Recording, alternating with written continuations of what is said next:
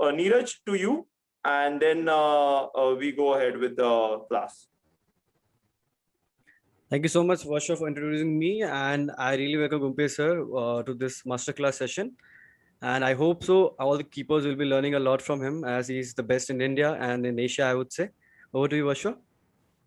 Right. So I guess we already have a summary of what we are going to discuss today. So I hope everyone here learns a lot. And apart from learning, as George has said, we'll hope the students and coaches apply it in their practical life. So today we'll be actually discussing about a topic which is less emphasized on, but is one of the most important positions in football, and that is goalkeeping. And for this topic, we probably have the best person with us to tell you all about this topic. AFC A license holder, AFC goalkeeper level 3 holder, former India under 23 goalkeeping coach, and AFC coach educator. And the list goes on, Mr. Gumpe Rime. Please welcome to the session, sir.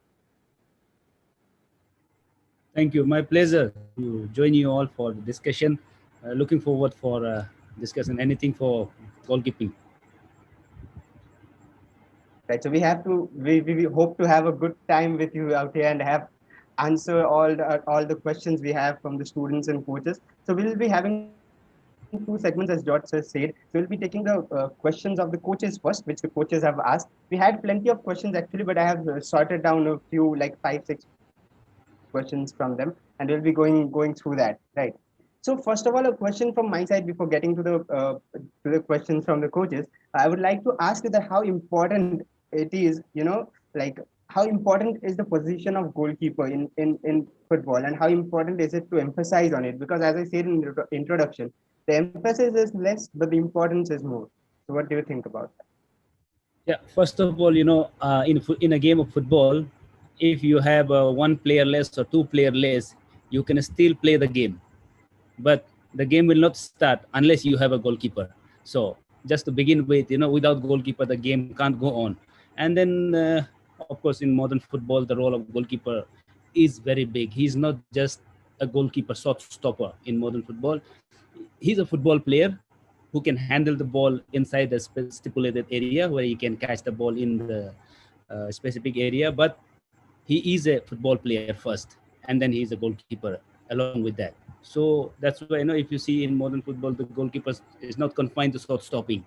He's involved in attack. He moves out of his area and to read the ball, play it behind the defenders. We have heard about sweeper keeper. So the roles are getting bigger for the goalkeepers. After the evolution of the back pass rule, it's completely, the goalkeeper's role have completely changed. Right. So it's more with the feet, and the goalkeeper is more involved and more a part of the game nowadays than it was believed to be before. So yeah, the coaches have really different and interesting questions from that of the players, of course. So first question from the coaches is, they've asked how to identify if a player is a goalkeeper, and what factors should a coach look for to identify in a child that this guy can be a goalkeeper. Okay. You mean when we're trying to identify young talent, means at the grassroots level? Right. When we are coaching young kids and at the grassroots level, or the young ones who have just come at training, so how do you identify that this guy is going to be a keeper? How should you know that? Yeah. Let's talk about the typical scenario first. In the grassroots level or in your village area, when you are a small kid, when you are playing football, I'm not talking about Europe, especially India and rural part of India. When you play football in your locality, the first thing what we see is, if someone comes late, he is asked to stay in the goal, okay, as a punishment.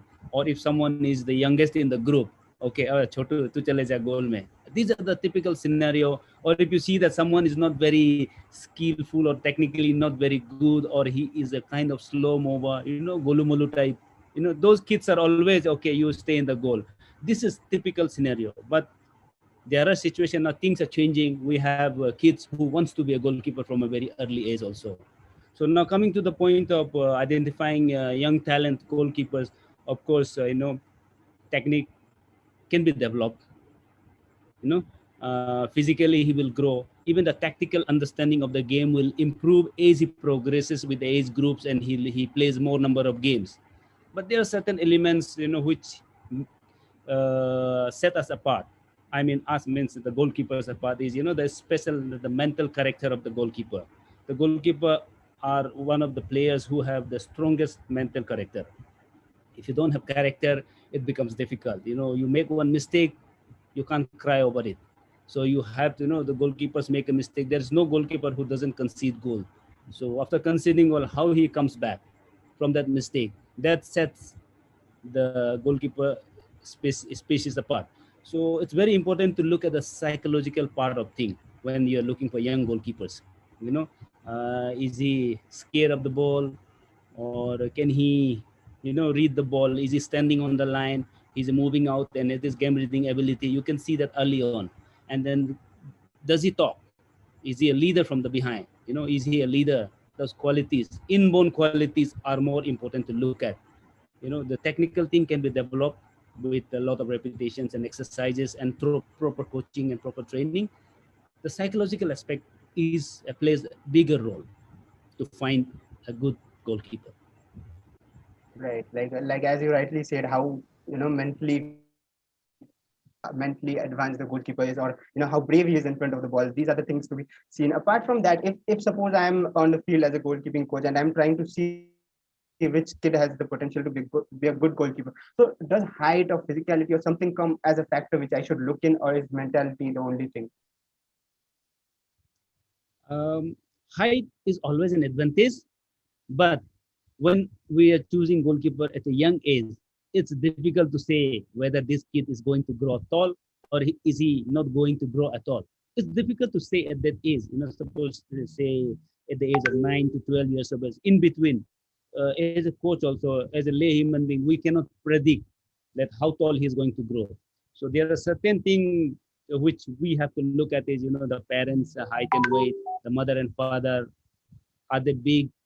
Then the chances are that the kids will also grow. But sometimes you'll see that the parents are not very tall, but the kids grow very tall.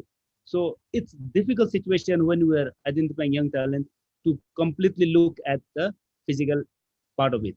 So, and young age, we can't deny any individual based on his size or height that, at that age, everyone is, wants to play, everyone is good.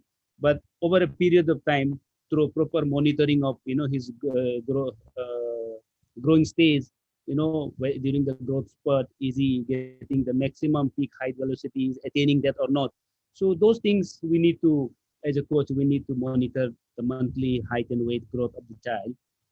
Then we can also say that, okay, he's growing at a certain rate, or there are chances of growing more. So, but it's difficult to say, we cannot look at someone because he's tall and that he can be a goalkeeper. He might stop growing. And if you see someone not very tall, and you say that he's not tall, so he cannot be a goalkeeper. But later on you see that he suddenly suits up. So things are very difficult at that age, and size definitely should not be the selection criteria. Right, so height should not be the criteria, at least at that age. It should not be a criteria to judge a player or a goalkeeper.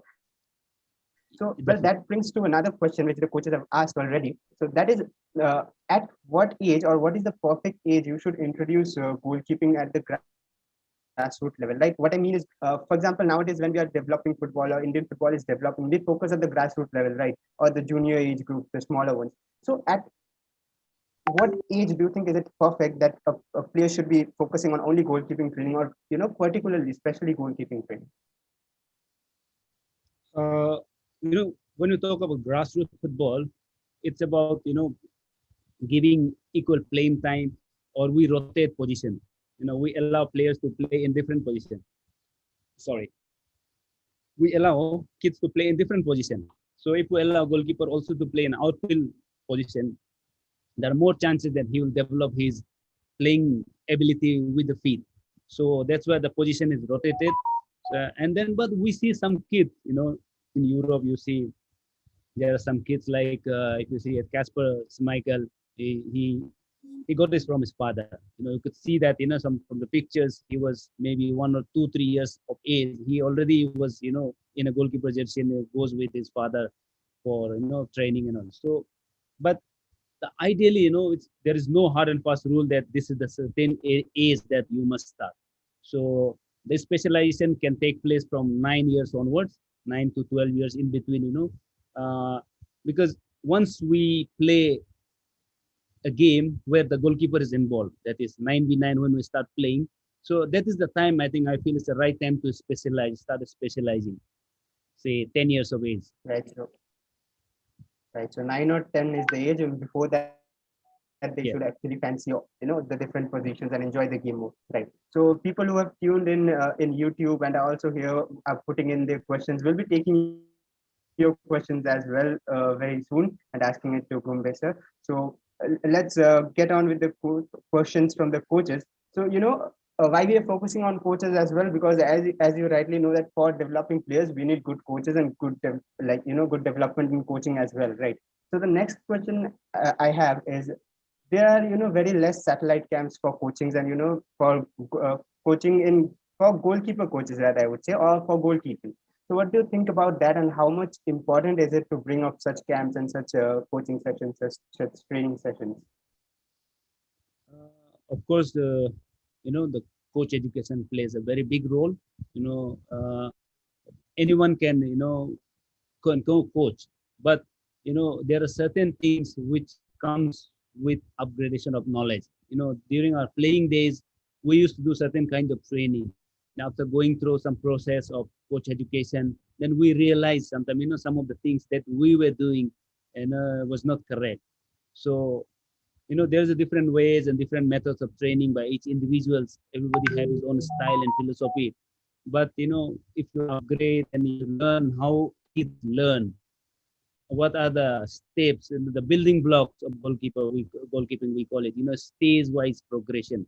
So if we can understand that, it can definitely help the young goalkeepers. So it's very important to upgrade, from the basic, from the grassroots goalkeeping, what it takes to be a goalkeeping coach in a grassroots setup, and then moving on to a little bit older age group, when you go for level 1, and then you go for level 2, where you start talking about physical preparation of goalkeeper, and then you go for level 3, then we speak about the tactical training of the goalkeepers, so it progresses stage wise. So it's very important if you can understand this in block wise. Definitely it can help us as a coach, and it will help the players also. Right. And I think that is very important, as you say, these camps and these things, because at the end, when you look at the big stage matches like the Qatar match, or whichever match you see Gurpreet Singh Sandhu, other players performing that well. So goalkeeper is a really important thing we need to focus on, right? So another coach has asked a very important question, I guess, that is about fitness and diet of goalkeepers. So what would you say about that thing? Fitness is important, not only goalkeepers, in footballers in general. Diet in football, this one is important. No matter how hard you work, if you don't have control on your diet, so everything goes for a toss. So you must know what is right for you to eat as a football player. How important is hydration. What are the things I should be avoiding? What are the things I should be eating? Okay, nowadays we have a lot of nutritionists, and even the physiotherapists can help us in dealing and educating the children. Even the coaches and CLS and these things are discussed.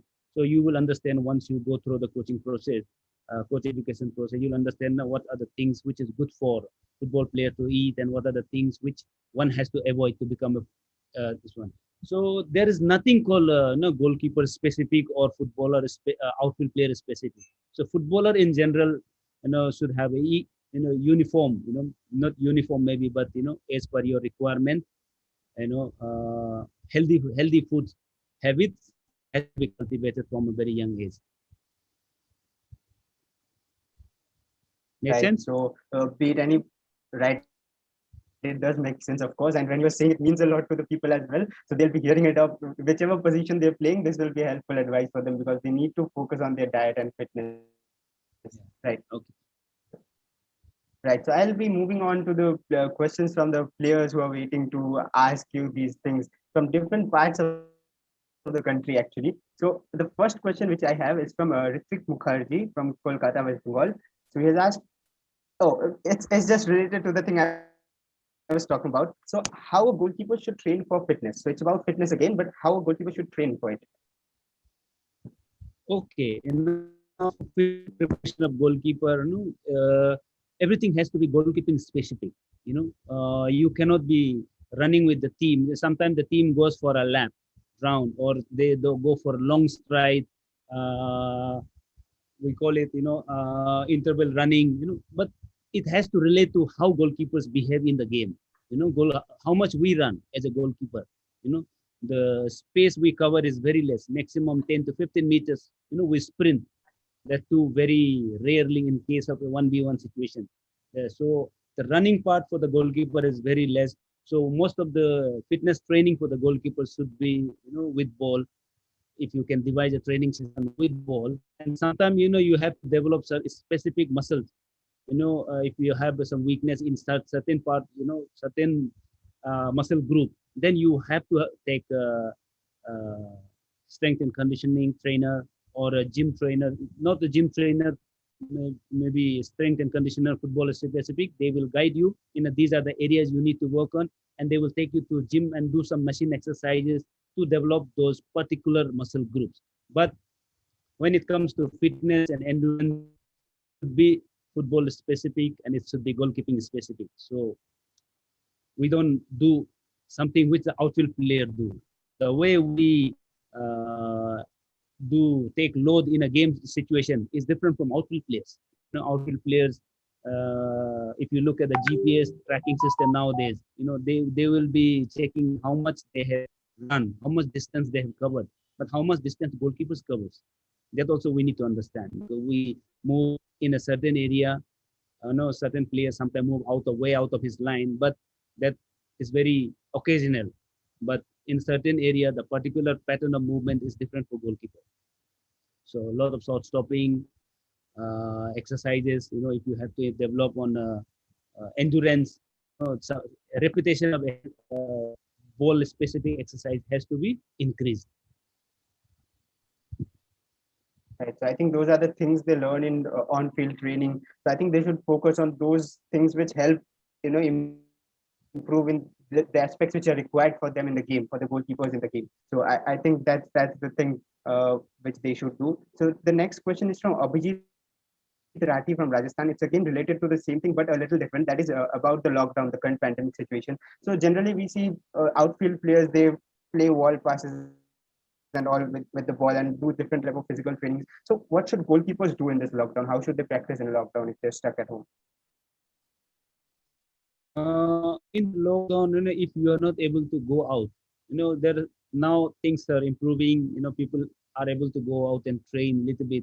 But if there's a complete lockdown, we should not be sitting idle or just crying over why there's a lockdown. But we can still work on certain things. You can keep working on your cardio, your core muscles has to be, you have to keep it strong. So you have to do a lot of core activities. And, you just have to keep your body going. And so that once you step out of the house, you are not starting from a zero level. So we have to keep ourselves, there are a lot of exercises. If there is no trainer with you, you can get the help of video tutorial. Now that you can get online, go click of a button, you can find lots of tutorial videos which can help you for a beginner or intermediate or an advanced training. So at home, what you can do, you can find a lot of videos and you can follow those exercises at home. Right. So I guess sitting at home is not the only thing they should do, especially when technology is so advanced, so they can make use of it and learn more and more in this time. Right. So would you like to give any tips to the young goalkeepers before I move on to the next question? Yes, definitely. If everybody have been affected badly because of the pandemic, so if you are fortunate, you can go out and you can go for a little bit of jog, or you can play in your locality. But if you are completely locked down, completely locked inside, don't sit idle. Keep yourself busy. You can still do some technical ball work, and it doesn't require much of a big space. In a small area also, you can still do your technical ball work. You can work on certain things. Your ball control can be improved, and you can work on your flexibility. and you can do some exercises, cardio exercises on the spot, but keep doing exercises and don't sit idle at home. Right. So that's the tip from the master, and you all should follow that. And I hope most of you and all of you will follow that. So next we have a question from Sanket, who is from Maharashtra. He has an interesting question actually. That is, what things does a coach see in a goalkeeper in trials? Like when you're going to give a trial, what does a coach look in you? It depends on the age category. It's not general, it's not general for every goalkeeper, or because it depends on the team's requirement. Suppose you go for a trial in certain age specific category, the requirement will be different. If you're going to a senior team, first team, ISL team, then according to the team's playing style or the head coach philosophy, are you fitting into the scheme? What type of goalkeeper they are looking for. So the criteria changes. It's not stagnant, it's not general. So if you are in a under 12, under 13 category, things that the academy looks for can be different. Are they looking for a tall goalkeeper? Are they looking for agile goalkeeper? Are they looking for goalkeeper who can play with the feet? Or are they looking for a complete package? But in today's, if you look at the current scenario, definitely the complete package will be looked after. So they will definitely look for the complete package. If you are young, the physical side won't be considered much, but your technical ability with your feet, your game reading ability, your leadership quality, how you can quickly gel with the team, those things will be looked at. Right. So different criteria for different people, but you have so much experience, and you have also been with the under-23 Indian team. So if you were to select a goalkeeper, maybe for the national level or state level teams, so will the criteria be same, or is there any change when you are personally selecting a goalkeeper? Again, that will depend on age criteria, like whether is it a developmental squad or is it a team that must win games. If it is for a senior team, we have a lot of competitors. A lot of goalkeepers are there. So it's just a matter of the one who is consistently performing, choosing the one who is consistently performing, and then who have the experience. The experience comes handy at the bigger level. So it's very important to look at the experience as well. So, but the technically or quality wise, there is very less difference at that level, in the senior level. So, and then it all depends on whether he is fitting to the head coach scheme, whether he understands how the head coach wants to play. Is he fitting to that style of play easily? Then definitely that goalkeeper will be the right choice. So, but for young goalkeepers, again, it depends, whether he's a long-term material or not, whether he's a good prospect for future or not. Maybe he's not performing now, but definitely you see him as a long-term prospect. So, then coaches has to have patience and then work on him. And then later on, definitely, if you are persistently working on some individual because you feel he's a good potential for future, definitely you can get success later on. But maybe instantly you might not get result. So coaches need to have patience there. Right. So I hope the question which was asked was answered clearly to the person who was asking it. Right. So next we have an interesting question from Pradesh from Uttarakhand. He says, when a goalkeeper concedes a easy or maybe a silly goal, his confidence or morale just goes down, and then they keep on conceding a few more maybe. Right. So what is your suggestion, or what do you think a goalkeeper should do to handle the pressure and get back his confidence at that moment?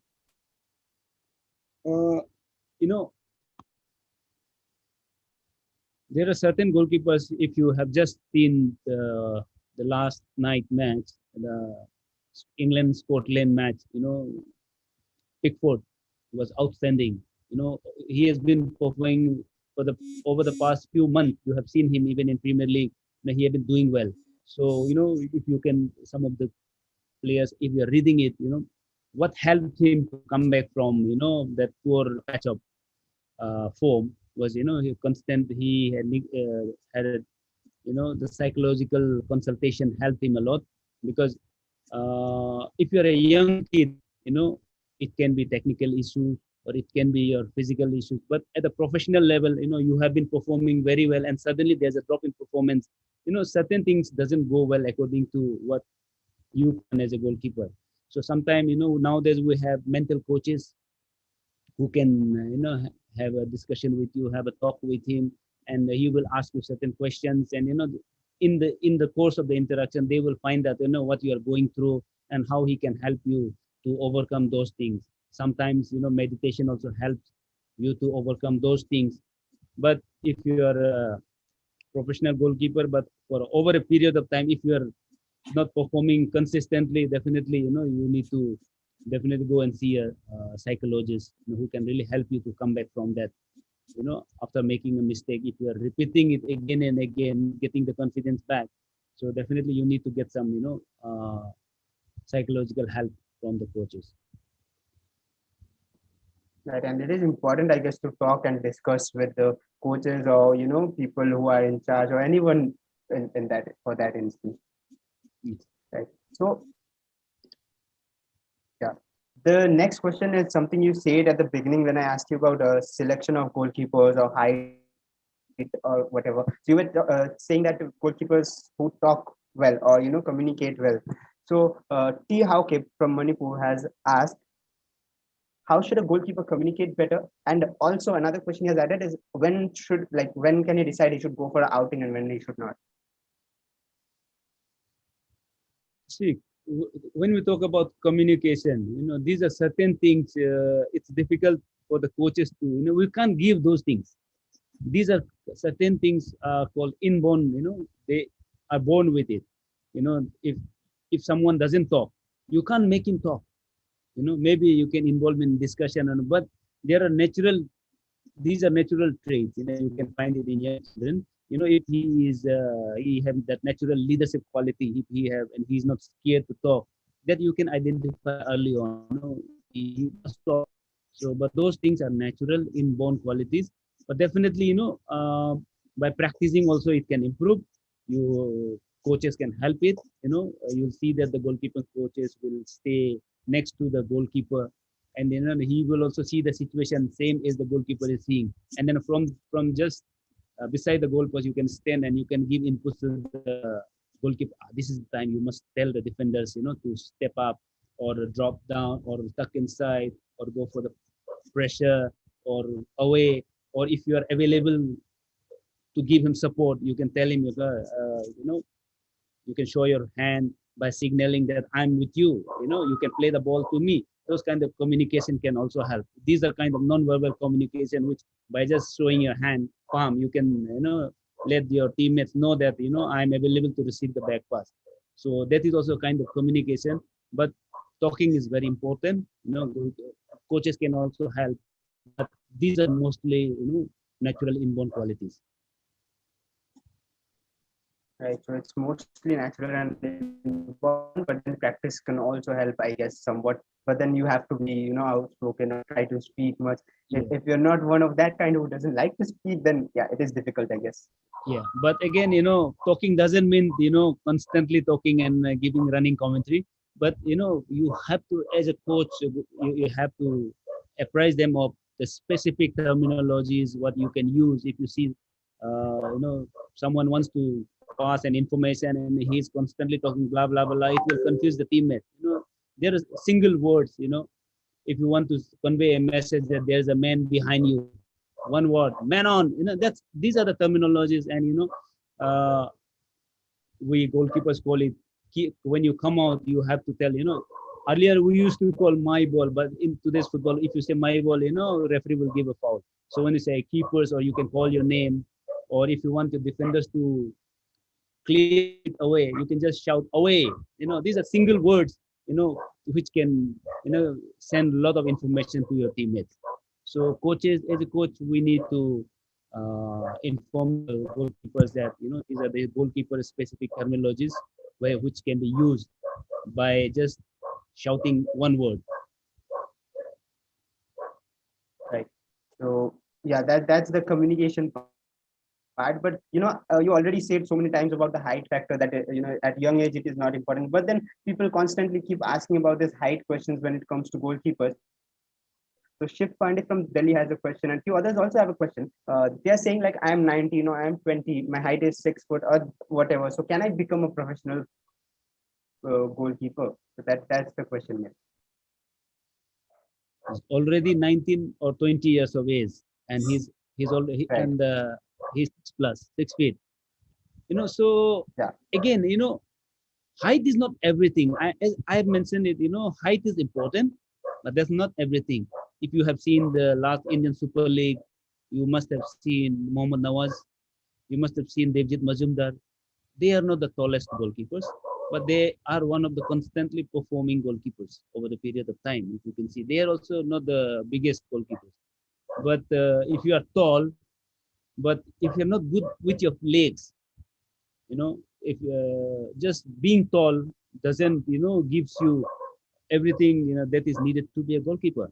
So height is good. It's always an added advantage. It has to come with a good handling ability and good pair of legs to play as an outfield player. So you have to have a complete package, and if you have the height, definitely that is an advantage. Right. So height is an advantage, but it's of course not everything, as Sir said. Right.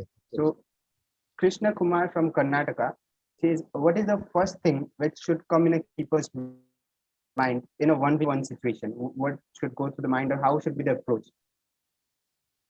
Can you repeat the question? Yeah, I was saying that the question from Krishna Kumar from Karnataka, he has asked, what is the first thing which should come in a keeper's mind, or the approach with which he should go in a 1v1 situation? In a 1v1 situation, if you say 1v1 situation, first, in a coaching terminology, we call it, first of all, you must know the distance. We talk about the starting position. When there is a situation of 1v1, where are you starting from? Goalkeeper must know that, whether he's too deep rooted in his line, or he's way off the line, or he is exactly positioning himself at the correct place.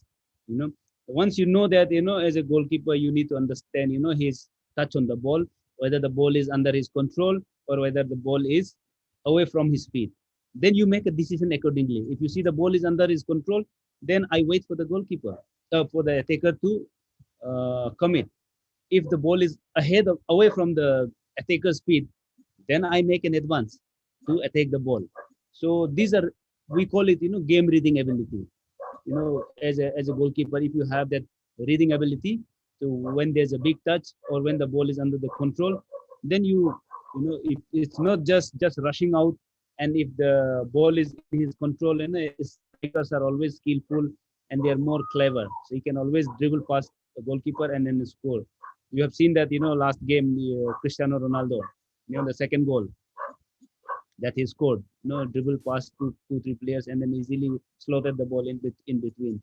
So as a goalkeeper, it's important that, you can't just go with, it's 1v1 situation and I'm rushing out. First of all, you need to read the ball, whether the ball is under his control or it is away from his feet.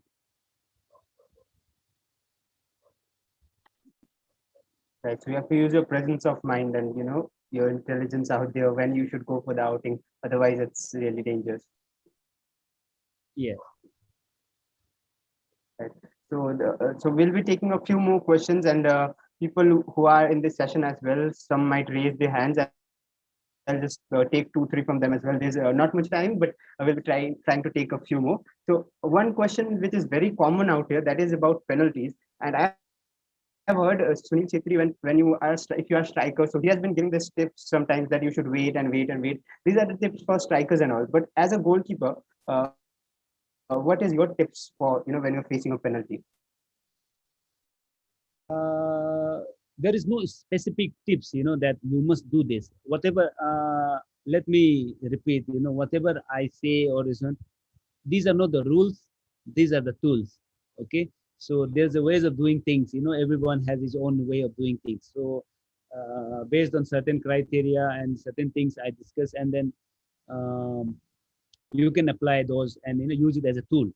So when it comes to penalty, what we try to teach it from young kids, it's different. For professionals, yes, we watch a lot of videos. Suppose you are going to play, suppose FC Goa is playing to Mumbai, and then the goalkeeper coach has to watch a lot of videos of the strikers taking penalties, and then send the message across to the goalkeeper that if there's a penalty situation, these are the areas that he is targeting most of the time. But it can always go against you at times. But you see that certain players have a tendency to take most of the penalties. Suppose say 10 penalties, 7 out of 10 he will always take on one side. Then it's a gamble for the goalkeeper. Then goalkeepers, he will always, we practice that, okay, you try to, because if he comes, he is going to shoot that side. Then we practice that. If other one takes the penalty, he will be going that side. So these are kind of little informations, you get it. But again, it comes with experience, the goalkeeper. But for young goalkeepers, even if you judge, try to guess and then go, you'll always be late, because the kind of power it comes with the penalties nowadays, it's very hard. If it is accurate and on the right target, even if you guess it, you can always miss it. So it's a kind of guessing game. I take one side the moment, because goalkeeper cannot move ahead of the striker, or it cannot be late. So it has to correlate exact timing. Goalkeeper must make the move also. So you guess one side, the moment he strikes, I go for that side.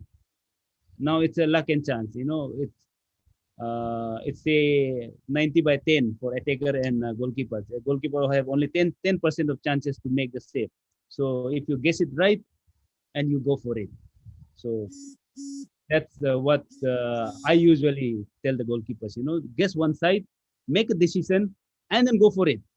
You cannot just wait, because attacker, as you said, attacker will always wait for the keeper to make a move. The moment you take one right step and the ball is played on your left side, you are already late.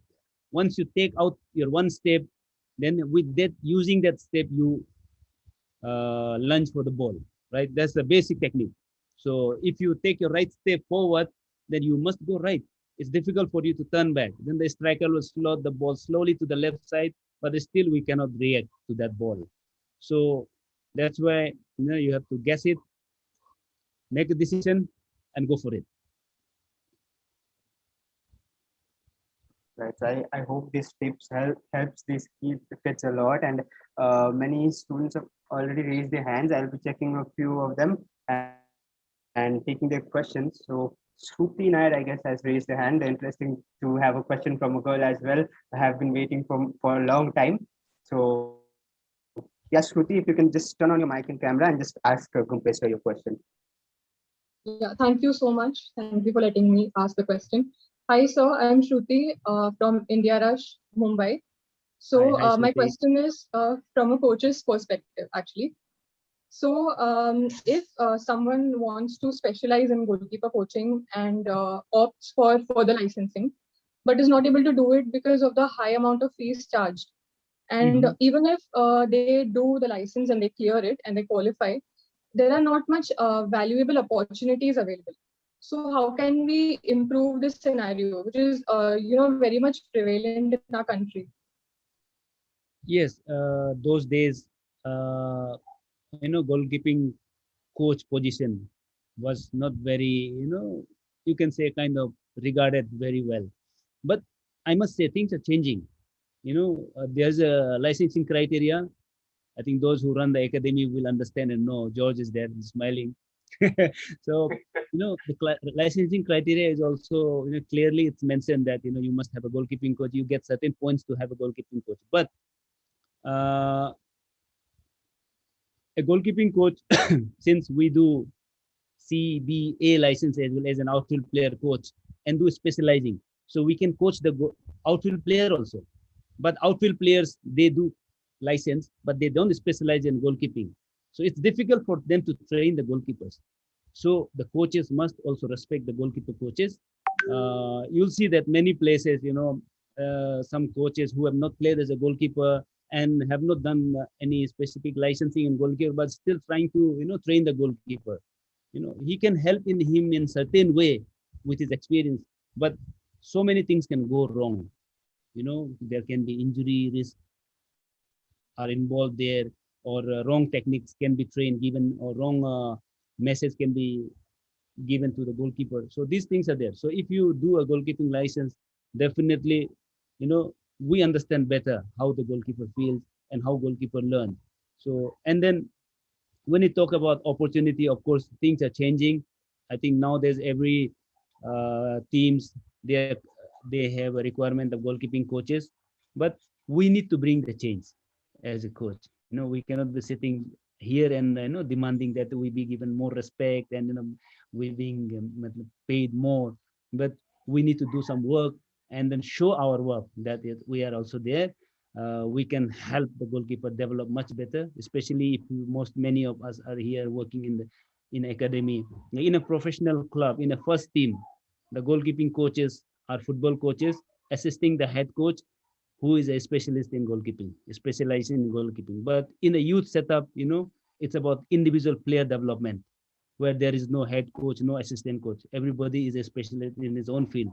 So, the goalkeeping coaches has to play a bigger role in the academy setup. The goalkeeper's development has to be completely in the hands of goalkeeper. The teams will use the goalkeeper only when they need it. If they want to play a certain game or certain setup of style, then they need a goalkeeper, then only they will ask the goalkeeper to join you. Or else it's all left to the goalkeeper coach and the goalkeeper to do our own special things. So it's very important. We must, give equal, you can say, weightage or more regards to the goalkeeping coaches. Definitely, if the goalkeeper does well, the team is always benefited. If the team is benefited, everybody grows. Right. I think that's very well explained and very well said. And thank you, Shruti, for the question. So next, I would take Himanshu Bhatt. If you can say your question, please. Turn on. Okay. Good evening, sir. Hello. Hello. Good evening. Good evening, sir. So I have a question like that in nowadays, but keepers do not. They only focus on gripping and diving. So could you share your views on that? How much a goalkeeper should be good from their feet too, so that in future they can focus on both the aspect from the hands and from the feet. Yeah. When do we dive? Diving is, for me, diving is the last resort. Something which I can't reach. I have to throw myself to get to that. And that becomes a diving, if we effectively do it, it becomes a diving technique. So, and in football, how many, in a game, how many times a goalkeeper will dive? Not many times. But if you look at the ratio of using hands and feet, using feet, the amount of time we spend using the feet in a game time is much more than using the hands in modern football. So, we not just focusing on footwork and playing with feet, but it has to, we need to train them on every aspect, not just focusing on diving and not just focusing on just kicking and passing as well. So a goalkeeper must be a good shot stopper. He must be a good. He must be very good at feet. He must be a leader. So we need to train them in every aspect, goalkeeping aspect. Okay, thank you, sir. Right. Thank you, Himanshu, and thank you, sir, again for answering it. We don't have much time, so we'll be taking one more question from the people who are in this session. Let me just check. Yeah, Satya Shetty, if you can ask your question, please turn on your camera and mic. Hello, sir. Good evening. My name is Satya. I'm from Maharashtra. So my question is, how can I improve my goalkeeping skills?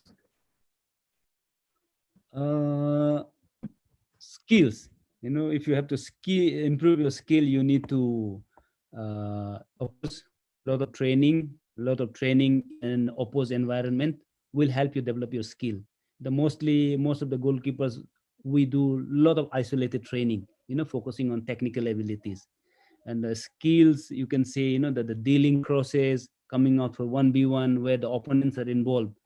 and the distribution, dealing back pass under pressure. These are goalkeeping skills, we say. So, you need to train more with, we call it training, the functional training where you are in the goal area, the setup is with the teammates involved.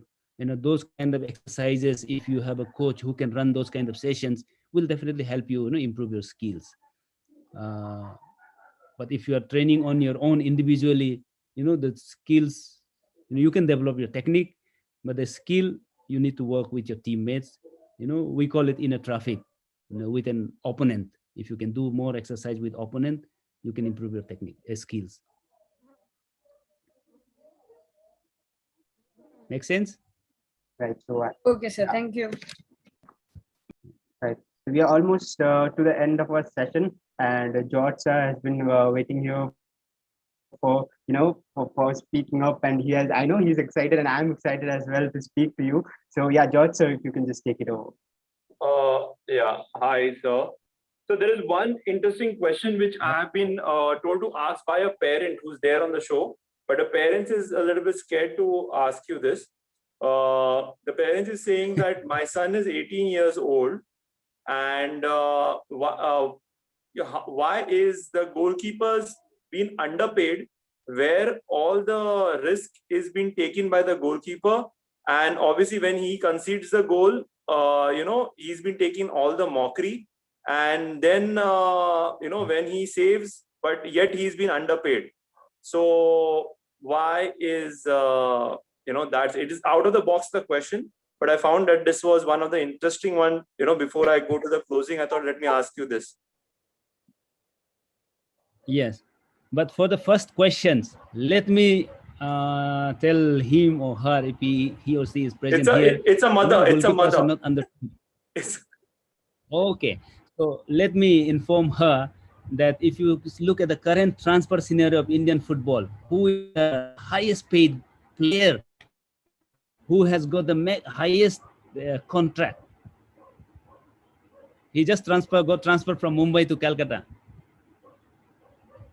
He left Mumbai and then Arminder Singh. I think so. Of course. Arminder Singh, yeah. He have signed for, amount is, if you do if you take a calculator, it won't fit in your calculator. So, the demand for goalkeeper is increasing. The goalkeepers are paid provided you perform at that level consistently over a period of time. So definitely we can't say that the goalkeepers are not paid. Okay, even the goalkeeper coaches are paid nowadays. Slowly people understanding the value of goalkeeping coaches, and the goalkeepers are definitely paid.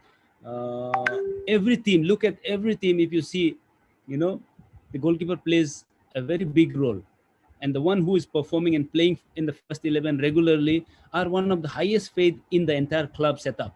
Goalkeepers. If you look at all the, forget Europe, just the ISL. Look at all the goalkeepers who are playing in the first team.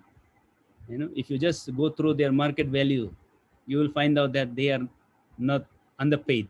They are very well taken care of. Okay. When it comes to, of course, goalkeeping and refereeing, these are two thankless jobs, and we have to live with it sometime. But as a coach, what we encourage is, when we, some of you might have attended the introductory goalkeeping courses, goalkeeping introductory course, where we encourage the coaches to, when there's a goal conceded, we discourage the teammates not to scream at the goalkeeper, especially in grassroots setup. In grassroots setup, it has to start. The coaches who are working at the grassroots, every time goalkeeper make a mistake, we try to tell them that it's not only the goalkeeper's mistake. When the goalkeeper makes a mistake, there's already few mistakes committed ahead of him. It's a series of mistakes that leads to the goal. When you say, you have to inform the kids, where does the play begins? The play begins at the center circle. Except that Czech Republic goal, which, against Scotland, he was lobbed from center circle, almost center, he lobbed it. But that's a different level of skill. So, but the play starts at the center circle, then it has to get past the 2 attacker, then the ball comes to the 4 midfielders or the 3 midfielders according to your plan. Then the back 4 comes, you get first the back 4, then only ball comes to the goalkeeper. That means already there are people who have already made mistakes by allowing the ball to come to the goalkeeper. Then even goalkeeper is a human being, he can also make mistakes. So it's a collective mistake. It's not just the goalkeeper's mistakes. So we need to teach that from a very early on. You know, if the goalkeeper makes a saves, you know, and if you concede 1 goal, he scores 2 goals, you win the game. But if you score 10 goals and you concede 11 goals, you still lose the game. So we need to teach the kids early on that it's a team game. We'll win as a team and we lose as a team. So then I think, you know, slowly we can change the mindset of the boys that, you know, when the goalkeeper make a mistake, even I'm equally responsible for that to happen. So I think the coaches has to play a big role here. That's what we try to encourage the upcoming coaches, young coaches who are working with the grassroots level. Okay. Otherwise, of course, goalkeeper makes 10 saves, make one silly mistakes, concede the goal. Everybody will be talking about how the goal was conceded. And attackers makes 10 mistakes, in the end score 1 goal. He hogs the home line next highlight. You know, he gets all the highlight the next day. So these are, you know, and you know, you see about Messi, Cristiano Ronaldo. So this is something, you know, which we can't change. Certain things, you know, as a goalkeeper also we have to live with that also. So when it comes to stardom and being bullied, so as a coach, who, if some of you are there working with the grassroots level, please don't allow that to happen, and then encourage them to, you know, have respect for each other, all the players. So thank you, sir. And I think so, ma'am, you know, I think sir answered it very smartly, because he's a parent also. So he understands your situation and the situation of your son. So I think so, sir answered it very clearly. But I would also encourage, because I have done my coaching license under sir, and he's very positive. He encourages a lot of, you know, kids moving forward. And I have seen him even working with the Reliance, you know, the goalkeeping, you know, coaches with the players which he has. So, ma'am, I would just prefer encourage your son to, you know, develop first, and obviously the money will come in as he keeps on working hard. So, with this, I would like there are more 100+ questions, sir, but we can't take it all because we will be sitting overnight and we will miss the exciting match which is coming up next, you know, between Portugal and Germany. So, sir, before we end, whose side are you, Portugal or Germany? The one who plays better. So I don't believe in dusri country. I have only one country. Okay. So, Okay. but I just watch from a coach's perspective, try to analyze games. You know, not support. Yes. If you support one team, then you are one-sided. You are biased. So I don't support any single team. I try to enjoy all the game and try to analyze. Okay, so that's a great message to all the coaches that, you know, it's better. Obviously, we are fans. Obviously, that's another case. But if you analyze as a coaches, it will help you to develop. That's another smart, you know, message put up by sir. So, sir, I thank you from the entire team of India Rush and Tetro Swadesh for coming up, giving your time, you know, so much precious time, because I know that you are busy in your schedule of analyzation of matches. So you gave your time. All the other questions which are there, I will see to that, you know, we answer them by Monday and we will reply back to you guys. So thank you very much. And, you know, we wish Gumpe sir a very happy Father's Day also, because tomorrow is a Father's Day. So we wish him a happy Father's Day from our side, because he's a lovely parent. I have seen, you know, him taking care of his daughters, which he has. So, you know, it's great. So wish you a very happy Father's Day, and thank you very much, sir, for your time. Welcome. And then it was a pleasure interacting with you. You know, anything for the goalkeeping discussion. Once again, dear friends, I would like to remind, or, you know, so there's a difficult situation for every one of us. So every given opportunity, let's try to upgrade ourselves by attending a lot of webinars are happening. There are paid webinars, free webinars. Try to attend and try to gain as much as possible, and share your views as well. So a lot of things are happening. We need to just look for opportunities to attend and, you know, discuss things and share ideas. So if you are at home, lockdown, keep working. If you are able to go out, you know, help each other. it's a difficult time. Let's help each other so that we see that the situation improves and everybody is back on the ground. I think which we have been missing for a very long time. So thank you so much for having me, and I wish you all best of luck for your future endeavors. And there are a lot of parents are here, the fathers are here. So from my side as well, happy Father's Day to each one of you. So everyone stay safe, and hopefully we'll catch up soon. Thank you, sir. Bye, Right, sir. so Take care.